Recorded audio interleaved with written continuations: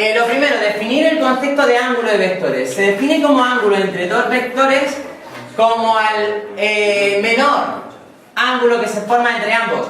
Por lo tanto, en estos dos vectores podría tener ese ángulo y podría tener este ángulo. ¿De acuerdo? Esto es importante. Es decir, que tendría esos dos ángulos. Por lo tanto, el ángulo en este caso sería alfa. ¿Qué más casos podría tener? Pues podría tener ese ángulo entre dos vectores. En este caso el ángulo sería este. Vamos a llamarle, bueno, este alfa y este beta. Otra vez. Bueno, pues en este caso el ángulo entre los dos vectores sería este. ¿De acuerdo? Dices, vale, ¿qué más casos podría tener? Dices, bueno, este, así, los dos vectores así. Que en este caso tendríamos este ángulo y este. Pues otra vez este sería el ángulo.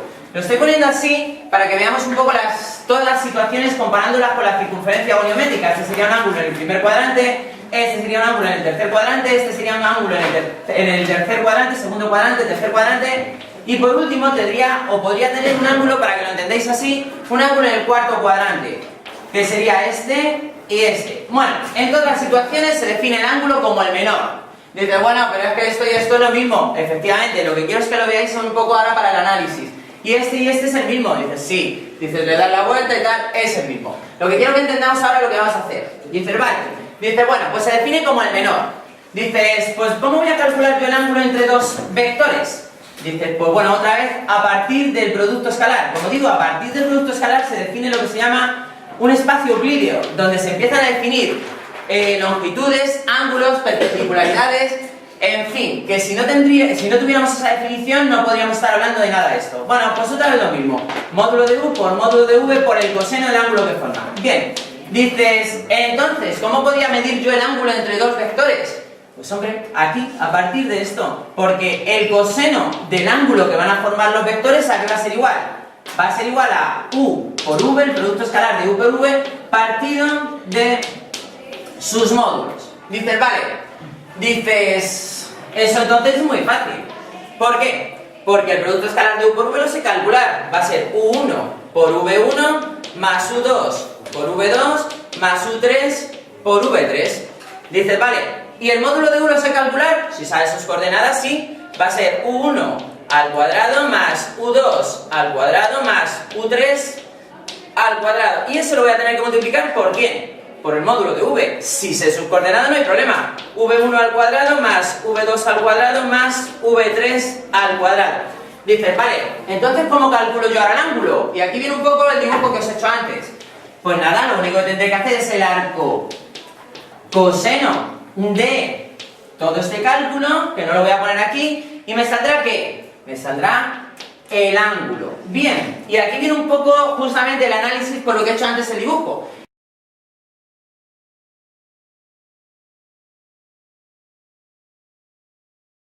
¿Qué va a pasar?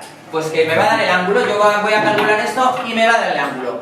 ¿Qué puede pasar? Pues hombre, aquí, pues lo que estoy diciendo, cuidado con las calculadoras, por eso el análisis de antes. La calculadora, cuando te haga esto, va a darte los resultados que ella considere. Puede darte incluso el ángulo negativo, en fin. La cuestión es que yo tengo que analizar claramente. Imaginaros que hago este producto escalar. Vamos a analizar los resultados. Hago ese producto escalar. ¿Cómo puede dar ese resultado, ese producto escalar? Pues hombre, puede dar positivo y puede dar ¿cómo? Negativo. Puede dar positivo o negativo. Dependiendo si me dé positivo o negativo, yo ya voy a saber cómo va a ser el ángulo. Si el producto escalar, lo digo porque esto ya está fijando, como digo, dónde o cómo va a ser el ángulo, este producto escalar. Si el producto escalar me da positivo, ¿qué me está diciendo? Lo que me está diciendo es que el ángulo, en este caso, va a ser ¿cómo? Menor de 90 grados. Es decir, voy a tener un ángulo menor de 90 grados. ¿Por qué? Porque sé si esto me da positivo, el ángulo va a ser menor de 90 grados. Y es un poco lo que os decía, que luego tengáis que cuidado con las calculadoras. ¿Por qué? Pues porque el coseno, que esto sale de la definición, módulo de u por módulo de v por el coseno de alfa. Si esto es positivo y el resultado será como positivo. Si esto es negativo, esto va a ser positivo y el resultado será como negativo. Por lo tanto, ¿cuándo el coseno va a ser positivo? si el ángulo se mueve ¿dónde? En el primer cuadrante o, que es lo que os estaba diciendo antes, o en el tercer cuadrante. Si yo estoy metiendo un ángulo del primer cuadrante o del cuarto cuadrante, el coseno es positivo, ¿sí o no? ¿Qué va a pasar? Que yo normalmente, con la calculadora, si calculo el arcocoseno, y ahí es un poco lo que estoy diciendo, el arcocoseno de un resultado positivo, la calculadora me va a dar este ángulo del primer cuadrante. Pero ¿cuál os podría dar también? Os podría dar este, ¿sí o no? Y yo como resultado, ¿cuál tendré que dar? El del primer cuadrante, el menor de 90 grados.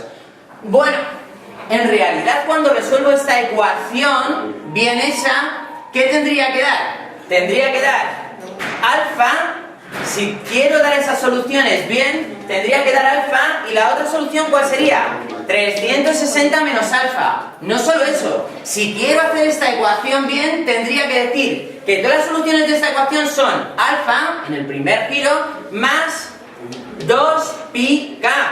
Es decir, todas las vueltas que quiera dar, que de esto ya hemos hablado también. Y esto es lo mismo, aquí tendría que decir que la otra solución es 360 más alfa más 2πk.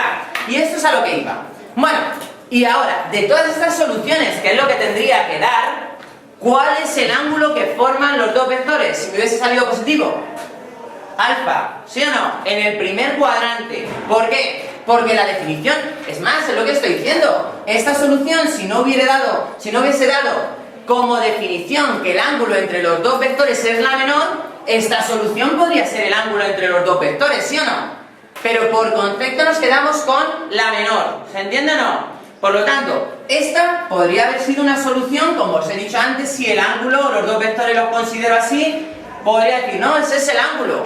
No, ¿por qué? Porque siempre voy a considerar el menor. Y eso es lo que estaba diciendo, que aquí a la hora de resolver esa ecuación tengo que dar todas las soluciones y después determinar de forma correcta el ángulo que forman los vectores. ¿Se entiende o no? En este caso será alfa. Dice, ya, pero eso ya me lo da la calculadora sola.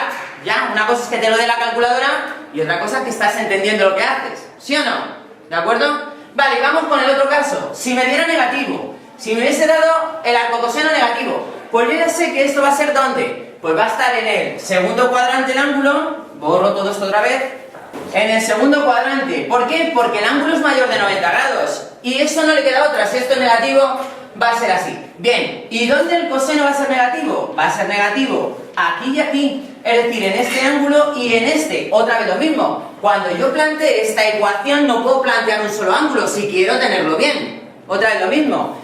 ¿Qué tendré que plantear aquí como solución? Tendré que plantear aquí el que me dé la calculadora, alfa. Vamos a llamarle este alfa.